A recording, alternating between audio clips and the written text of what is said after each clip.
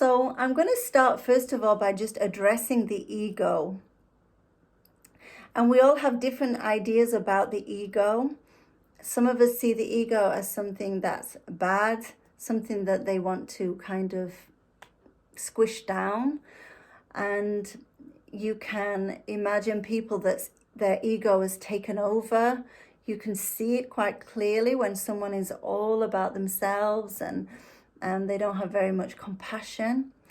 And I personally just wanted to explore the ego, thinking that if we are pure beings, why did we come into this existence with an ego?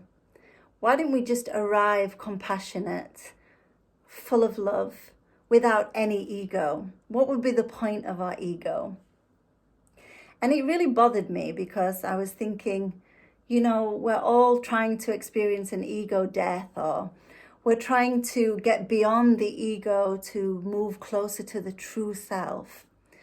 So why have it? Why is it even there? The ego really has been described in so many different ways, and sometimes the ego is really it tricks us. So we start believing that we're really compassionate and we're really kind and we're letting go of our desires and we're moving away from our egoic behavior. And then the ego comes in and tricks us into believing that, oh, I'm so spiritual now, look at me. And then it sneaks back in again. I'm so pure, my diet is getting really good. And then you get rid of the ego again, and then the ego comes back in again. And then it's a never-ending kind of you and your ego.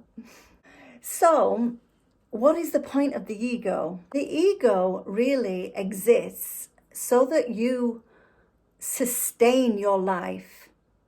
Because if you didn't have an ego, if you didn't have an I identity, you wouldn't try to stay alive. So the ego is our defense to preserve, because we came into our human body to experience our being.